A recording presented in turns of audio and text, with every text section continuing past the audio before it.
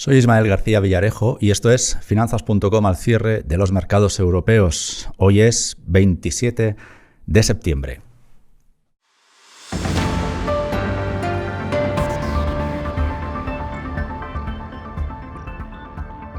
Inversores, bienvenidos. El día que el IBEX ha consolidado los 9.000 puntos, prácticamente se ha quedado a 5 puntitos de nada, pero esto de todas maneras nos va a abrir la senda hacia remontadas mucho más interesantes.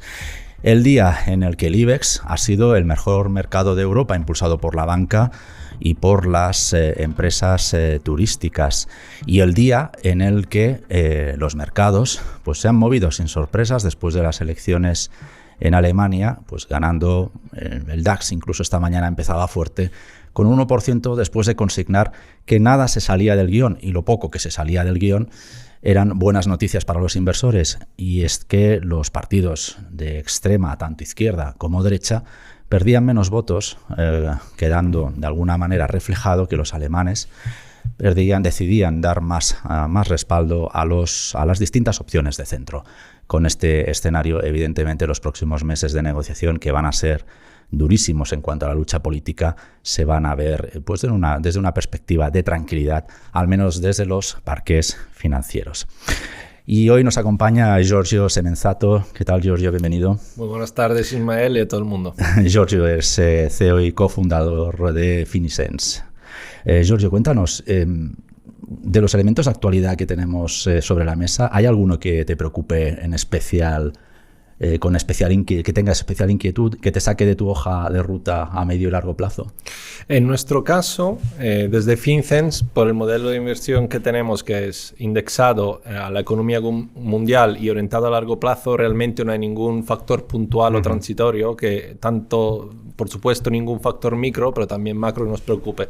Sí es cierto que hay un factor que es muy importante porque se está confirmando con un factor transversal y al que ya no estábamos acostumbrados como sociedad. Incluso te digo que es la inflación.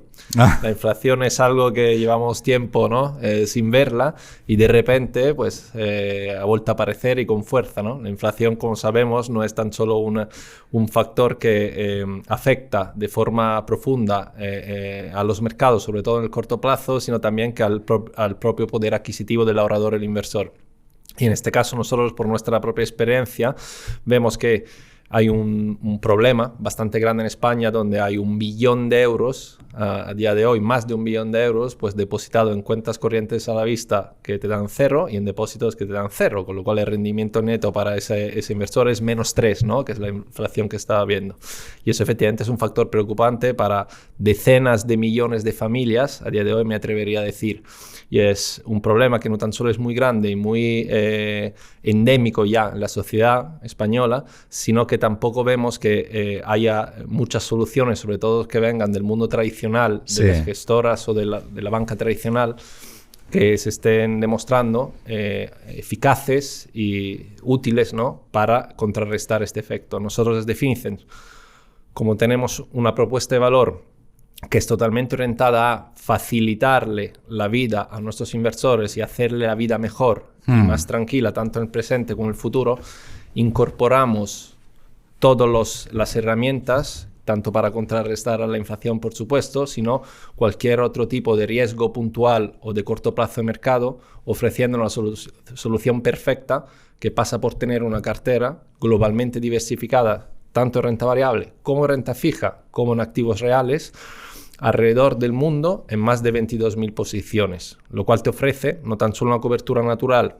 frente a la inflación, que hoy está, mañana puede no estar, pero puede volver, sino también pues, a esos vaivenes de mercado, justo en estas dos últimas semanas, entre las elecciones que bien comentas tú, pues los valores cíclicos que vuelven a dar vida al IBEX, básicamente, unas proyecciones de recuperación de la economía española que se sitúan a día de hoy entre el 6 o 7% este año, pero es que el año pasado fue un -10, con lo cual para volver a los escenarios pre-COVID habría que tener este año un +20, ¿no? Y bueno, pues hechos bastante mediáticos como fue pues lo de la pasada semana, que fue bueno, el caso de Evergrande, que es un tema que bueno, afecta de forma potencialmente importante a un país que es China, que nos guste o no, pues es un país que tiene un peso específico tanto a nivel económico como a nivel de dinámicas de los mercados a nivel mundial importante. Y nosotros la oferta, la solución, la receta que proponemos al mercado es: no te vuelvas loco, para dormir tranquilo. La mejor receta es diversificar cuanto más puedas, es decir, no poner todos los huevos en la misma cesta, sino ponerlos en 22.000 cestas distintas, enfocarte a largo plazo y delegar tu gestión en unos profesionales que somos FinCEN. Me alegra que comentes el tema de la inflación. De hecho, tuve la oportunidad de moderar una charla con varios economistas para la revista Inversión, en el que justo señalaban que uno de los mayores problemas, al margen del minuto a minuto que nos marca, ¿no?, la actualidad, es precisamente el de la inflación. Giorgio, me gustaría preguntarte cuándo consideras que puede empezar a ser peligrosa, porque de momento sí, está tensando costuras, pero parece que está aguantando bien. ¿Cuándo creéis que la inflación puede empezar a ser peligrosa para los inversores? Bueno, al margen de lo que ya me comentabas del billón y pico en pasivo, que evidentemente está ahí está permanentemente mordiendo la inflación, ¿no? Por supuesto. La inflación, como sabemos, el target típico de los bancos centrales es tener un target de inflación anual media de alrededor de un 2%, porque se considera que ese 2% es suficientemente alto para estimular la inversión y el consumo en la economía, pero no demasiado alto como para correr el riesgo de que haya un desajuste de precios demasiado rápidos y, bueno, pues acarrear potenciales riesgos, en el caso más extremo, como un escenario de hiperinflación. La inflación también, efectivamente a día de hoy está por encima, lo que se registra en lo que va de año superior al 2%.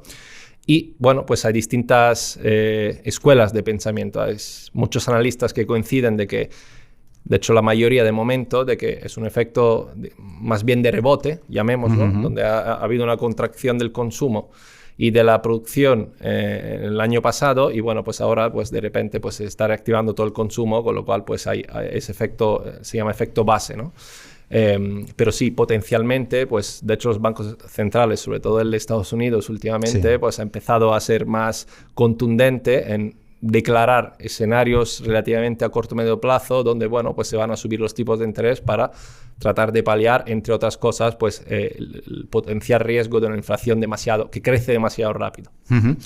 Y si te pongo dos factores a elegir, inflación o escasez, ¿con cuál te quedas? Yo creo que el término medio es el término correcto, es decir, la inflación cero negativa, sabemos que a nivel de desarrollo, el progreso de la economía mundial, de estímulo a la inversión, a la innovación, al consumo, al bienestar, es algo negativo, con lo cual es, académicamente y también en la práctica, pues es correcto un escenario donde la inflación sea superior a cero, pero tenemos ejemplos muy sangrantes en el mundo, como puede ser mismo Venezuela, por ejemplo, muchos más países donde el escenario de hiperinflación se ha convertido en algo crónico y ahí no hay nada que hacer al final. Entonces, yo creo que el riesgo mayor es ese de la hiperinflación, con lo cual, bueno, pues hay bancos centrales que efectivamente están siendo están planteando pues ya medidas para contrarrestar ese efecto. Hay la mayoría de los analistas que coinciden que de todos modos es un efecto transitorio, con lo cual yo me quedaría tranquilo. Y además, bueno, pues al final pues en una economía global, digamos, la facilidad de reajuste de la economía, de los procesos que hay detrás de esa economía global, que no deja de ser la suma de las distintas economías, a día de hoy es mucho más rápido y mucho más eficiente de lo que era en el pasado, con economías mucho más desconectadas. Con lo cual yo en este caso me siento tranquilo. Cuéntame, ¿qué decisiones habéis tomado en relación a los problemas de suministro que está habiendo, a la escasez, por ejemplo, de semiconductores, en esta diversificación que nos relatabas al inicio del episodio, con unos 22.000 referencias? ¿Qué decisiones habéis tomado en los momentos en los que estamos, en los que hemos visto a otras gestoras, por ejemplo, reducir exposición a empresas que dependen de los semiconductores, pero invertir en semiconductores? ¿Habéis tomado alguna decisión similar a estas? La verdad que no hemos tomado ninguna decisión muy bien. Así tal cual, porque nuestro modelo está optimizado basado en largo plazo, y al invertir en índices, en productos indexados que identifican los índices tienen la magia de que se va reajustando solo, es decir, aquellas empresas, pongamos el S&P 500 que incluye las 500 empresas más grandes de Norteamérica, digamos, de la bolsa americana. Pues esas 500 empresas no son siempre las mismas, con el tiempo van variando basado en si pues, están teniendo éxito o no. Y eso nos permite tener ese reajuste automático en nuestras carteras sin tener que tomar decisiones, donde los propios mercados, a través de los índices, incluyen en tu cartera pues, aquellos valores que tienen una tendencia más alcista y empujan hacia afuera los que tienen una tendencia más bajista. Pero no tan solo los valores, sino sectores enteros. Al final, pues los valores tienden a ser representación de una cesta de valores del mismo sector. Entonces, bueno, pues habrá sectores, al igual que ha ocurrido en el pasado, donde en los años 80-90 los principales valores del S&P 500 eran empresas relacionadas con la energía y con el sector bancario, y a día de hoy pues son las tecnológicas, ¿no? Pues aquello ha ido variando a lo largo de las décadas y los índices lo ha recogido de forma automática, y para el inversor eso tiene un coste cero, porque primero no tiene que dedicarle tiempo, no tiene riesgo de equivocarse y está seguro de que pase lo que pase, siempre va a estar invertido en aquellos valores que por tendencia pues tienden a subir y no a bajar. También estamos en un momento, perdona que te pregunte, ya que comentabas Evergrande, China, antes vimos cómo el viernes se aplicaba una prohibición sobre la negociación de criptoactivos. Entiendo que vosotros ahí todavía no habéis entrado. Nosotros no, nosotros tenemos una opinión... Sí, y tenéis expectativas, ¿cómo lo veis? Nosotros tenemos una opinión muy firme acerca de la posibilidad para un inversor y para una gestora de incorporar en su cartera pues, una cesta de criptoactivos, ya que estamos totalmente en contra. Los criptoactivos a día de hoy son algo, y digo algo, aposta, no uso la palabra activo ni divisa, etcétera, son un concepto que han cobrado mucho interés por su alto atractivo de rentabilidades muy altas y muy rápidas, y que, bueno, pues de forma muy preocupante han llegado al mercado minorista, y de forma muy preocupante y muy rápida, mediante este atractivo, a un mercado minorista donde no tan solo pues, el concepto en sí está todavía en una fase muy temprana de definición, sino que el inversor minorista, por definición, bueno, pues tiene menos conocimientos que un inversor profesional institucional, con lo cual es un cóctel perfecto para la catástrofe, sin contar que, bueno, pues ya ha habido algunos ejemplos, de hecho en España también, de fraude certificado, donde, bueno, pues a través de este concepto, bueno, pues se ha armado, y de forma muy preocupante y muy fácil, pues una serie de fraudes que evidentemente no van en línea con el interés legítimo, y que nosotros en Finicen defendemos pues a costa de todo, de proteger los intereses de los inversores.